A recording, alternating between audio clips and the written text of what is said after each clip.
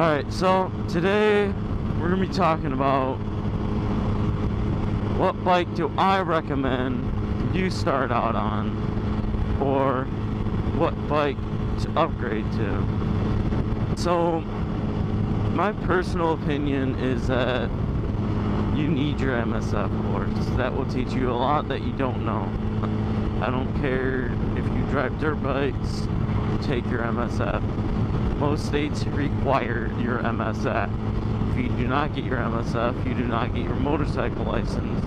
So that means you'll have to drive it legally. And that's a pretty big fine once you get pulled over.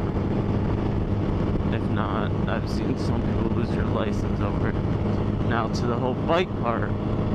If you have never drove a motorcycle, no dirt bike, I would recommend a 300 or a 450 like mine. I learned on that bike, that's a 1300, but I was in a combined area with nobody around, nobody could get hurt except for me and the bike. Okay. Now, it's highly unrecommended. That was not even on the street, that was like in the parking lot. Okay. I wasn't even going over 15, if that. So, never rode a bike, just got done with your MSF. Usually the MSF has 125 cc's to 250. I've even seen smaller. I mean, if you feel uncomfortable on a 250, get a 150, get a 175, get what fits you. It's going to be hard to find those, but they'll be cheap. Okay. Now you have the 250s. 250s are where you can feel more comfortable. You want a little bit more power than a 150. You know, they're bigger bikes than the 150. They're not bigger bikes. This is a 450. Depending on what bike you get, depends on what size the actual bike will be. But if you have some experience, even from the MSF course, but if you only have the MSF experience on the bike, then that's some good experience, depending on how long your courses are. It's not that bad.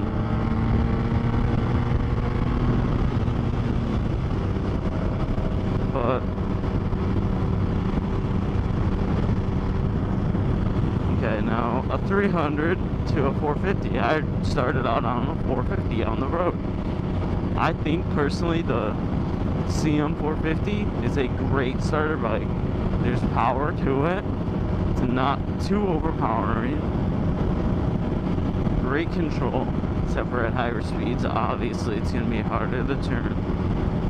But it's a great starter bike in my opinion.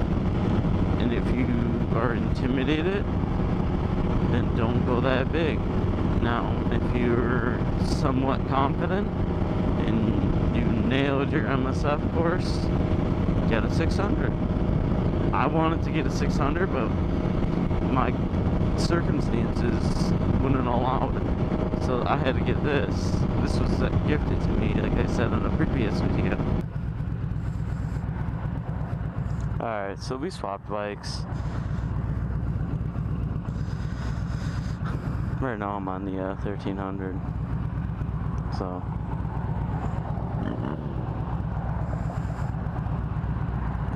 So back to the topic. Like I said, I'm not sure.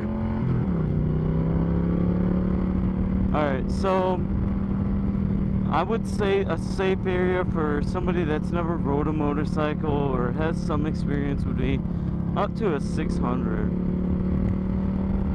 Because a 600, don't get me wrong, has quite a bit of power.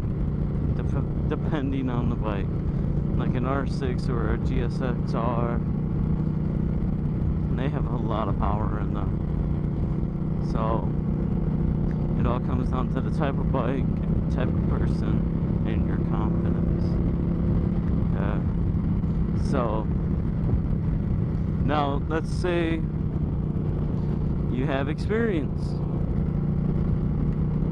quite a bit of experience somehow, and you can go up to 1,000. I did, but it all depends on the person. I mean, that's pretty much it. I mean, 300s, somebody who doesn't really have that much experience. 450, have some experience. 600 as well has some experience. More confident than somebody that would be afraid to ride a 300 or would have some concerns.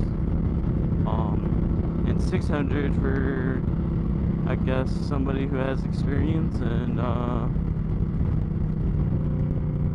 just knows what they're doing and passed their course and everything else. Just make sure you take those classes. That's about all I can really say, man. You gotta take those classes. It will save your life.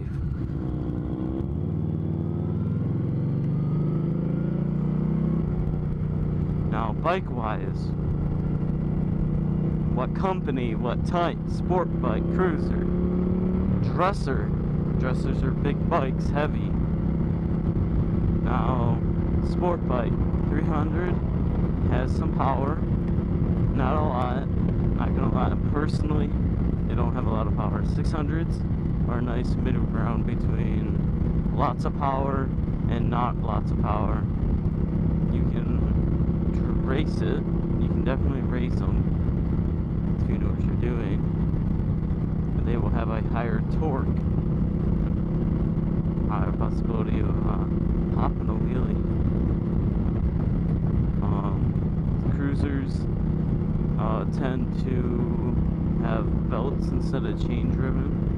Chain driven allows your bike to just have more power, be snappy, you know. Your belts are more reliable, definitely. Chain brakes, back wheel locks up. Belt brakes, you just lose power to the back wheel. And my least personal preference of a bike would have to be a shaft driven. I don't like when you lose a lot of power. It just look ugly. Personally, Honda Fury can pull it off. It just some bikes can't.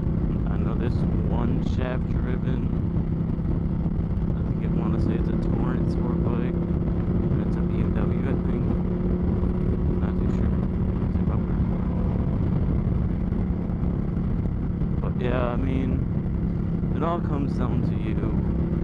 I mean, I would not condone anyone getting 1,000cc for the first bike without any experience. A lot of factors, you know. I mean, recommendation: 300 to 600 cc's. Don't be afraid. You are the bike.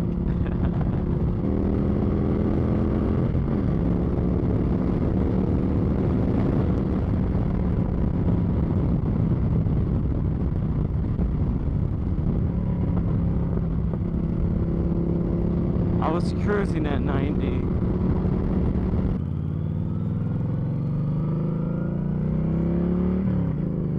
Alright, so I'm gonna end the video here just because there's a lot of videos out there of what you can ride and what you can't ride when you first start. That's all up to you personally. But I'm gonna cut it short here. I have a lot to do. Just ride safe, man. Be a hoonigan if you're gonna be a hoonigan, but be a hoonigan safely, you know? But leaving it at that, watch out for those idiots out on the roads. I'll see y'all